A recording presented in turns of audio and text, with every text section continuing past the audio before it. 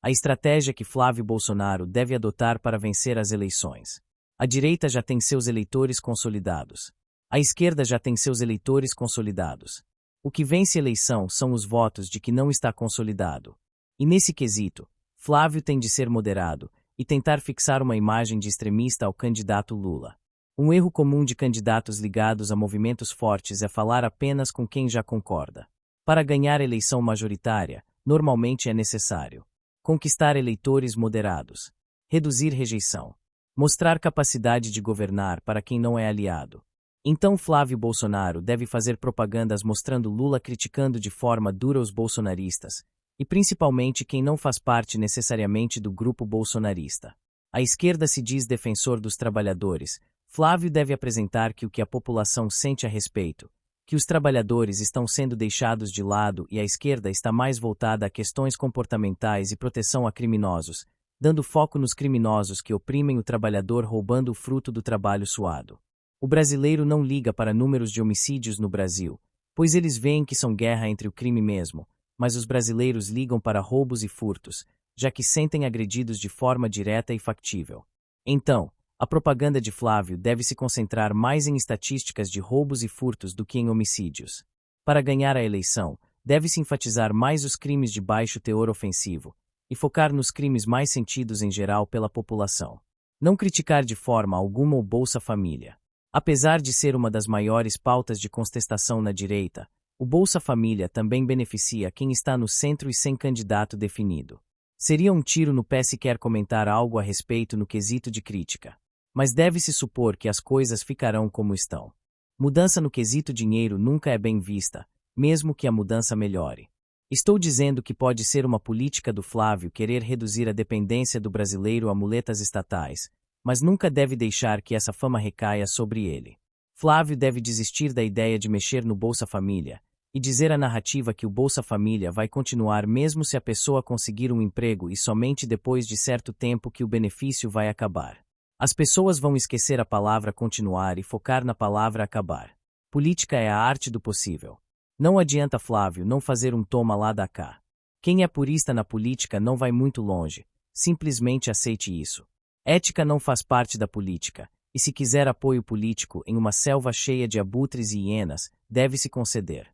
Lógico que deve-se ter todo o cuidado para que não tenha uma má fama, mas nos bastidores e com os microfones e câmeras desligadas, deve-se buscar a exergia política, ou seja, extrair o máximo proveito com o que se tem para oferecer.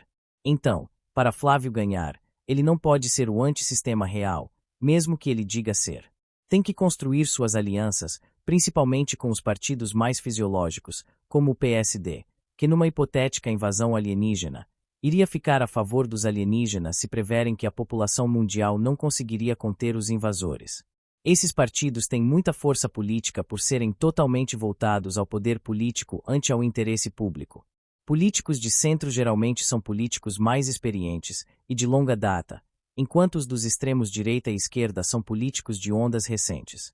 Os estados mais fortes politicamente são os estados do Sudeste. São Paulo, Minas Gerais e Rio de Janeiro, excluindo o Espírito Santo. Flávio deve concentrar principalmente em São Paulo e Minas Gerais. O palanque do Tarcísio deve ser a casa preferida do Flávio Bolsonaro. Se Flávio conseguir os votos de seu pai nas eleições de 2022 e conseguir aumentar em cerca de 6 a 7% no estado de São Paulo, grande chance de vencer as eleições.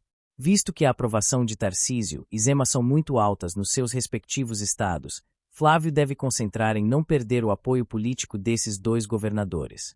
Zema me parece mais fiel à direita do que Tarcísio, que não vejo tão fiel assim, mas Flávio deve focar em Kassab para segurar o apoio de Tarcísio, visto que quem puxa os cordões finos e invisíveis no estado de São Paulo é o Kassab.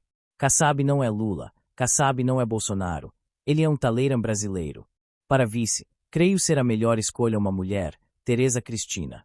Mais como símbolo, do que por interesse político. Quem comanda mesmo é o presidente. O vice é mais simbólico do que real. Lula deve escolher homem.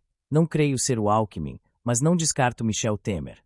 Em questão ao STF, não vou dizer nenhuma estratégia. Ao falar sobre o governo Lula, evitar falar de forma direta sobre a corrupção, mesmo que seja o calcanhar de Aquiles do governo Lula, mas focar em falar sobre eficiência estatal, Buscar reduzir impostos e facilitar cada vez mais a economia reduzindo burocracias estatais no Brasil. A forma direta, onde mais dói no governo, não condiz com quem se diz moderado, mas a forma indireta é aconselhável, pois mostra o problema para os indecisos, visto que a própria base bolsonarista vai fazer o trabalho de mostrar aos indecisos a corrupção através das redes sociais. Essa pecha não pode cair sobre o Flávio. Evitar falar em privatizações, mesmo que seja a política de governo.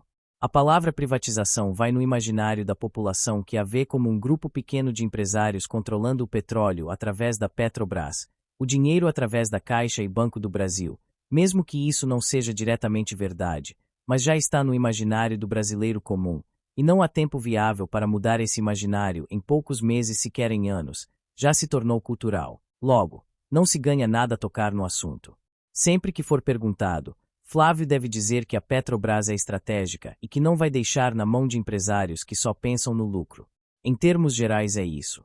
Lógico, que se eu ficar elencando o que deve ser feito, ficaria aqui 2 dias ou mais escrevendo esse texto, mas os principais pontos são esses. Em estratégia de poder. Vencer exige diminuir o medo que os indecisos têm de você.